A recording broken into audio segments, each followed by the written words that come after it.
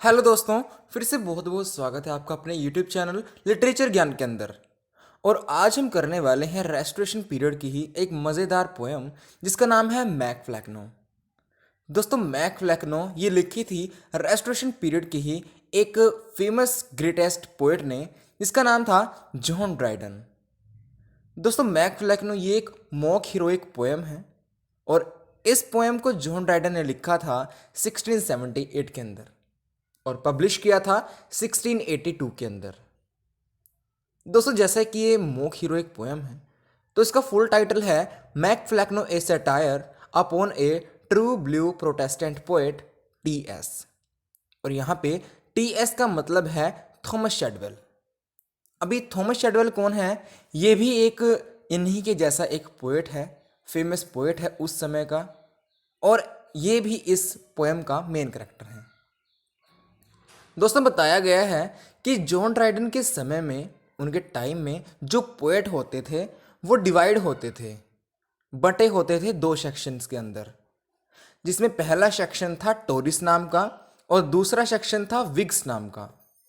दोस्तों, जो टोरिस सेक्शन था वो सपोर्ट करता था राजा रानियों को, यानी किंग्स और क्वींस को वो सपोर्ट करता था, और उसके दूसरी तरफ जो विग्स सेक्शन था वो सपोर्ट करता था पार्लियामेंट को, यानी राजनीतिज्ञों को। दोस्तों, बताया गया है कि जॉन ड्राइडन जो था वो टोरी सेक्शन से बिलोंग करता था। उसी के साथ एक ग्रेट पोएट जो मैंने आपको पहले बताया, थॉमस शेडवेल, वो विग्स सेक्शन से बिलोंग करता था, जिसके कारण उन दोनों में काफ़ी सारे कंपटीशन हुआ करते थे रिगार्डिंग देयर पोएट्री, अपनी पोएट्री को लेकर। और इसका रिजल्ट क्या हुआ? वो दोनों एक दूसरे से जलने लगे, उनमें जलन की भावना पैदा हो गई थी। दोस्तों, मैक फ्लैकनोए ये एक रिप्लाई है थॉमस शेडवेल की लिखी गई एक पोएम का, जो उसने लिखी थी मेडल ऑफ जॉन बायस।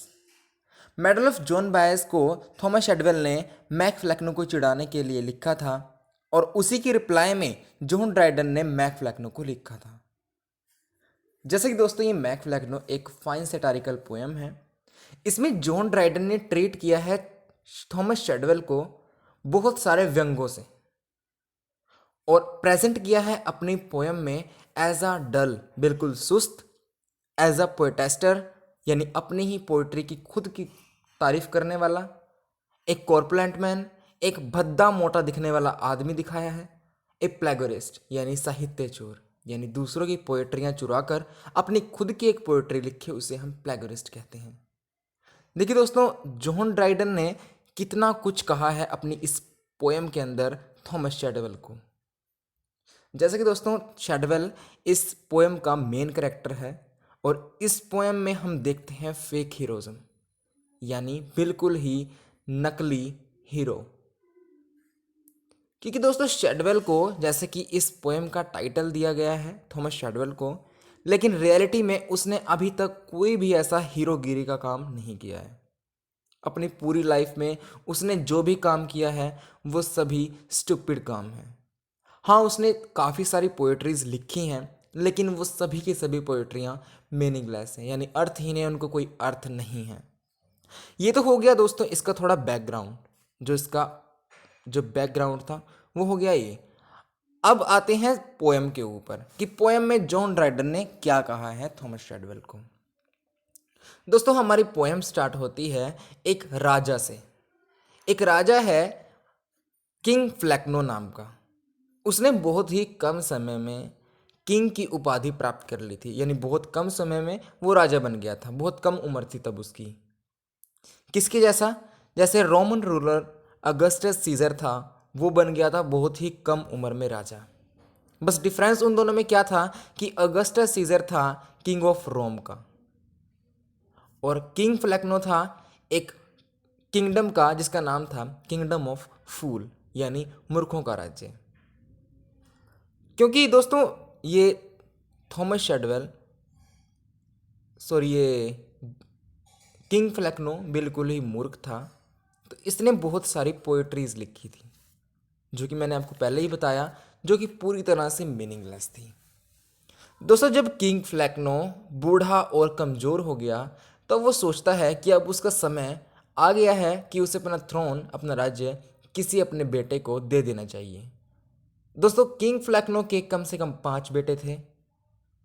5 बेटों में से वो किसी एक को देना चाहता था अपना राज्य, अपना थ्रोन।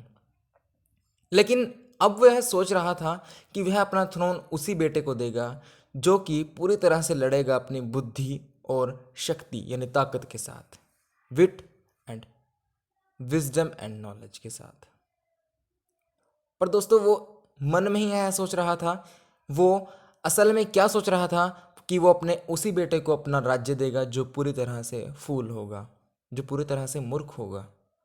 क्योंकि दोस्तों किंग फ्लैक्नो भी एक फूल था, तो वो अपने 5 बेटों में से एक बेटे को चुनता है राजा बनाने के लिए, जिसका नाम होता है थॉमस शेडवेल। ये आप नोट करते रहना, यही इस पोएम का मेन कैरेक्टर होगा।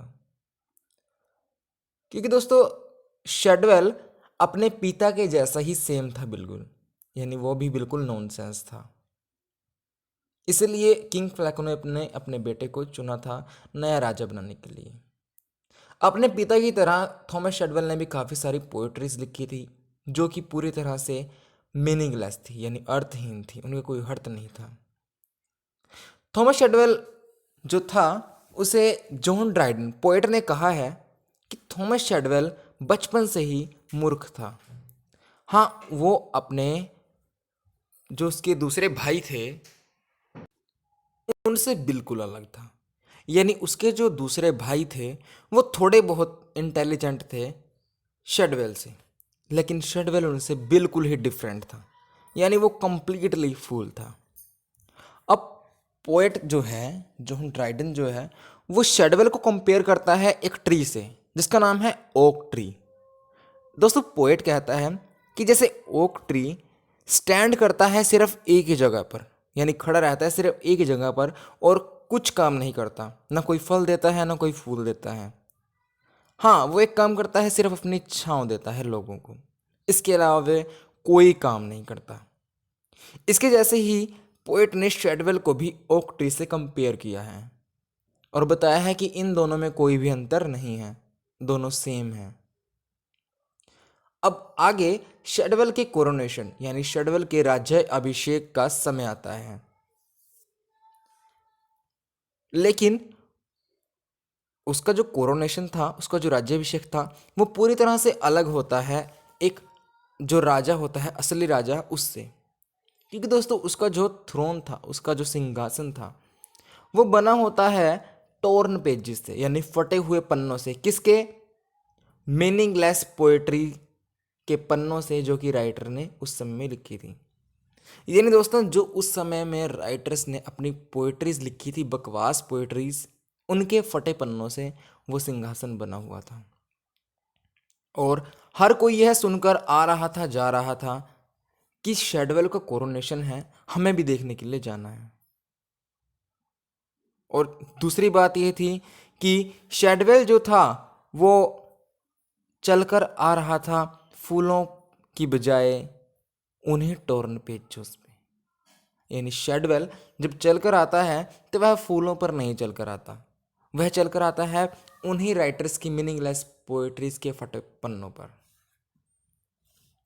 इन द एंड में राइटर कहता है जॉन ड्राइडन कि शेडवेल प्रॉमिस करता है अपने फादर किंग फ्लैक्नो से कि वह हर समय हर टाइम में इस किंगडम का राजा बना रहेगा और कोई ऐसा काम नहीं करेगा जिससे उसे राजा के पद से हटा दिया जाए। और इसका एंड में किंग फ्लैक्नो अपने बेटे को आशीर्वाद देता है कि ऐसे ही फलो फूलो, और कहता है कि कभी चेंज मत होना। वो ये बात इसलिए अपने बेटे को कहता है, वो कहता है लास्ट लाइन में कि तुम कभी चेंज मत होना, तुम्हारी बॉडी है वो सेम है बेन जॉनसन की तरह। बेन जॉनसन भी एक राइटर है, बहुत ही फेमस राइटर, वो थोड़ा हेल्दी राइटर है। और ये जो थॉमस शेडवेल है ये भी थोड़ा हेल्दी था उस समय। तो वो कहता है कभी बदलना मत, तुम्हारी जो बॉडी है वो बेन जॉनसन की तरह मिलती ज़रूर है, लेकिन जो तुम्हारी अक्ल है वो बेन जॉनसन से बिल्कुल नहीं मिलती। और इसी के साथ दोस्तों हमारी इस पोएम मैक फ्लैकनो का यहीं पर दी एंड होता है।